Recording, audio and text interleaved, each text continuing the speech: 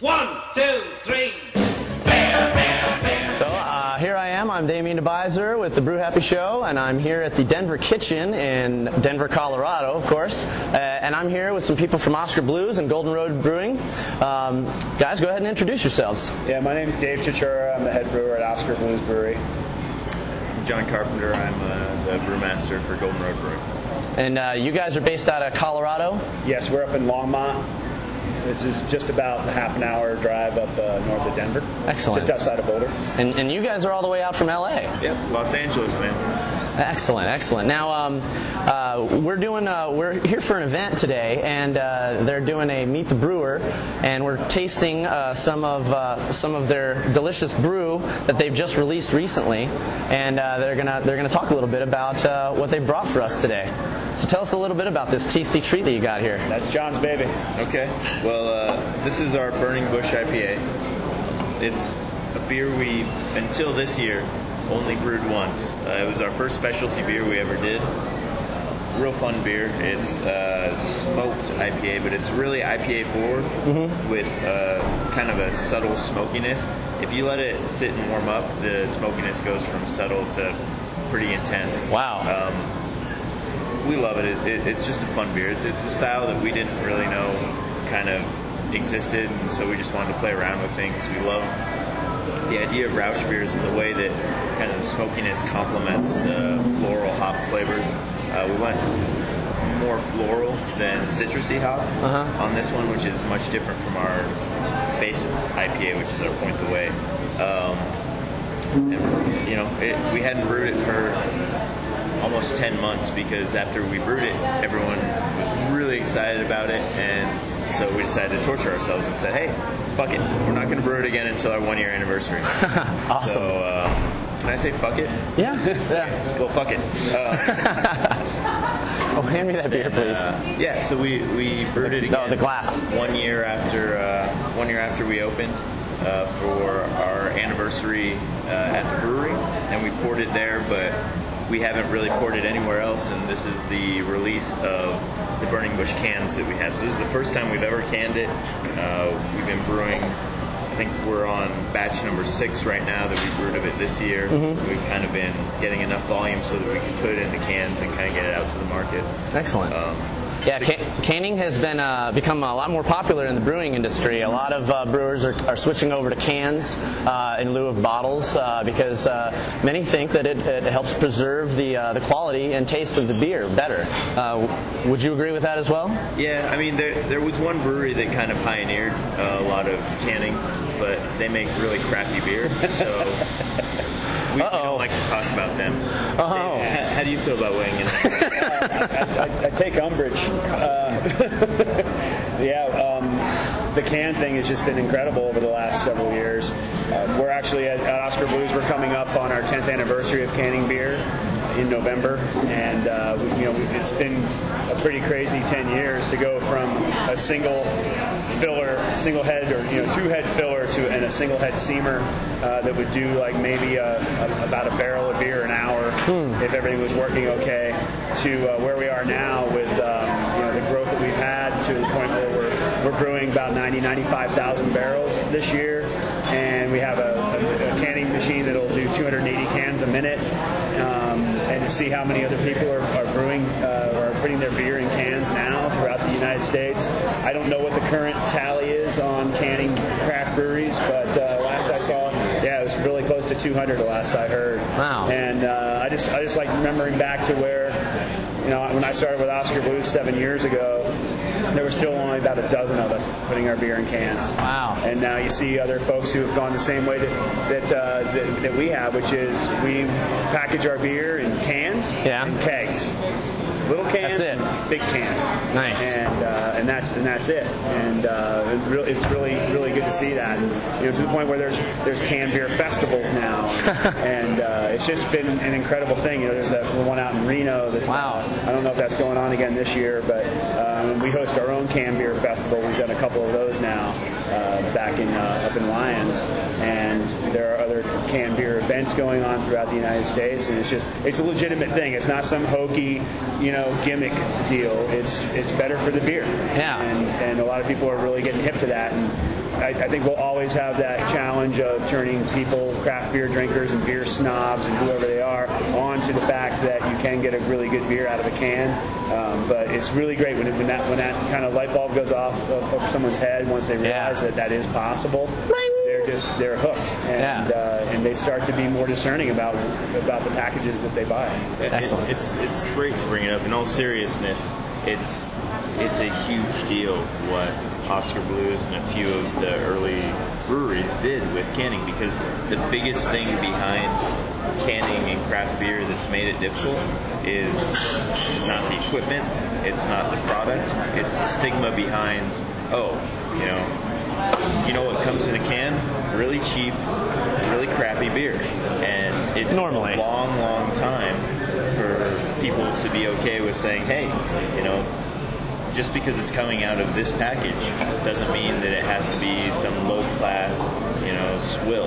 Yeah. And it's a weird stigma, because even the bigger breweries that are doing a shitload of canning, they make really high quality beer. Yeah. And it's phenomenal. And they chose the can because it was a high quality package. Yeah. But maybe their beers just don't have a lot of flavor. and that's I think the thing that people come to expect is, they call it crappy beer, comes in a can, whatever. But it's really high quality beer. But until really Oskar Blues and a few other of the trendsetters started putting craft beer in cans, there just wasn't a whole lot of flavor in cans. And now people are excited about it. I mean, that's one of the things that people talk a lot about with Golden Road, is they're like, I'm so excited you guys are putting beer in cans. And even 5 years ago, we would have had maybe 1 out of 100 people be like, I'm excited about this. Yeah. And people would be like, what the is wrong with you? Oh, I can say fuck. What the fuck is Yeah. But it's been really awesome for us, and to have one of the founders of our company, the founders are Tony and Meg. Meg had worked with Oskar Blues a couple years back, and for several years as one of their sales reps, and she had been there with Dave, and kind of was molded in the way of canned beer is good. Yeah. And she came out here and was like, that was one of the biggest conversations we had when we started the brewery. Was, what do we want to package? How do we want to package it? And cans were a no-brainer for me, and certainly a no-brainer for Meg. And Tony was right on board with it too. And excellent. It's been a lot of fun since. And we're still on like the baby system, just like one tiny step up from what Oskar Blues started with so many years ago. Ours is, we do 5 cans at a time instead of 250 to 280 cans at a time that they're doing right now, and nice. We're just having a blast with it. The quality is certainly really, really high. I mean, you can taste that right now. You just poured some out. So,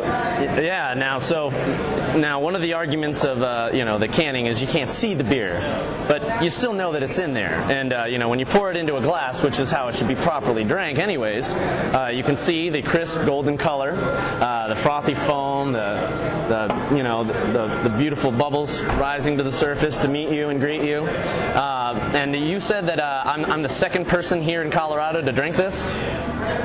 You may be. That's pretty exciting.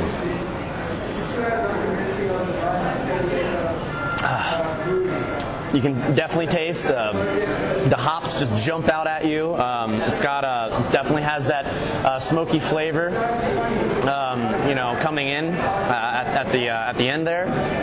It's very delicious.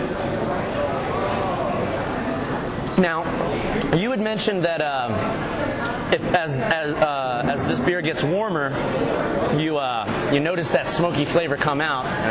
Unfortunately, at my house, you're not going to have time for that flavor to come out because I'll have already drank the beer. But it tastes great. Ice cold the way it is, and it's a good sipping beer if you just want to hang out with your glass of beer and just enjoy your hard work at the end of the day.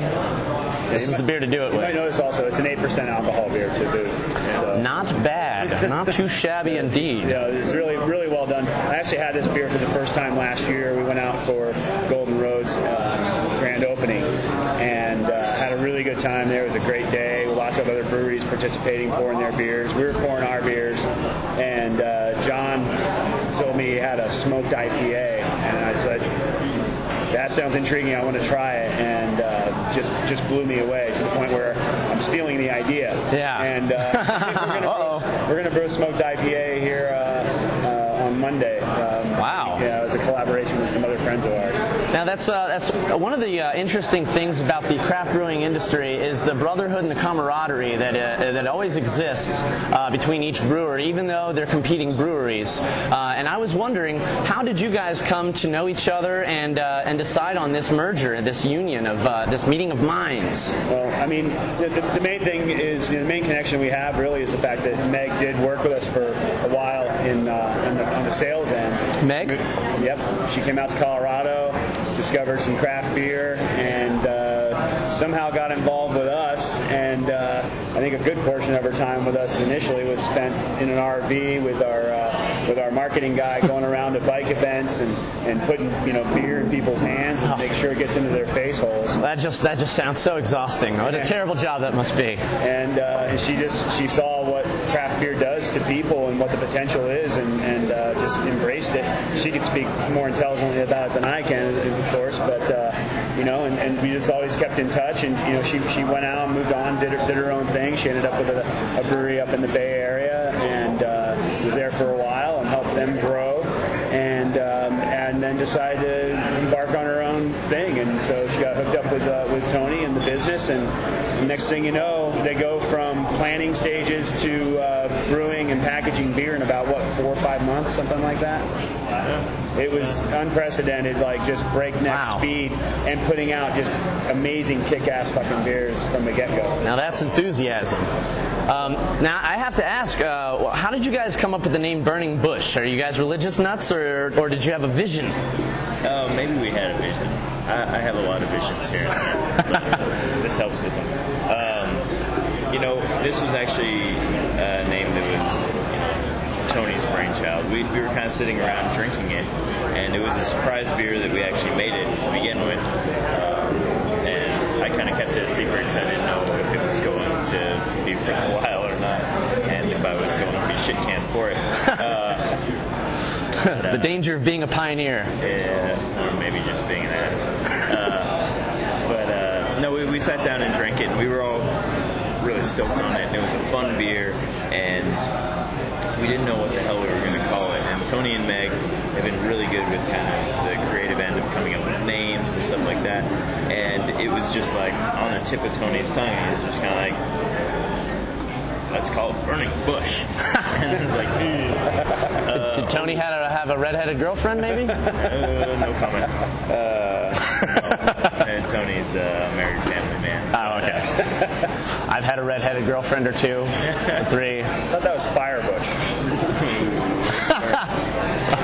But I don't want to get all the Irish angry at me. No, it just kind of came to him, and he spouted it out when we were all kind of sitting around the table drinking it, and I think everyone just kind of laughed a lot. It's like, perfect. Yeah. And then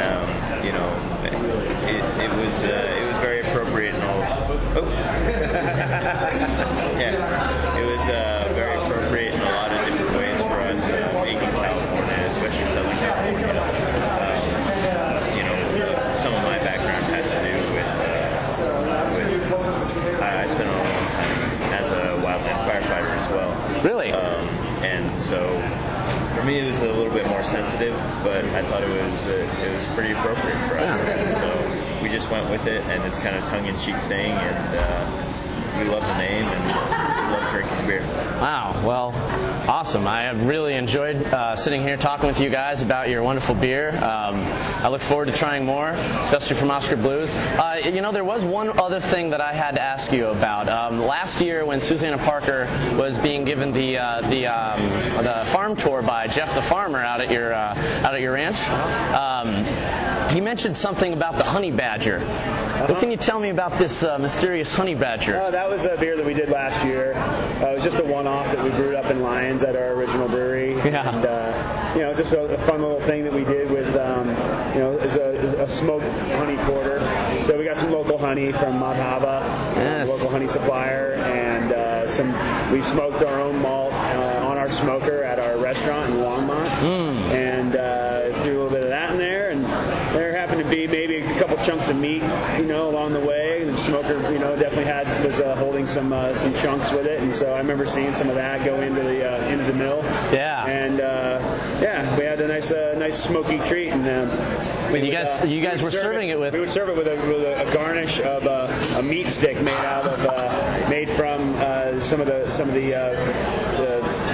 product of the Hops and Heifers farm. Wow. Which is some Black Angus beef cattle. That's beautiful. It was a lovely garnish. So inquiring minds want to know, are you going to bring back the Honey Badger Porter? We'll see. I mean, if we get some more requests for it, we'll probably throw another one down. Well, consider this a request. All right, I appreciate it. No worries. We do take requests. So. Excellent. Yeah, I'm glad that piqued your interest. Yes, definitely. Well, thank you very much, guys. Thank you. We'll see more of you guys at the Great American Beer Festival.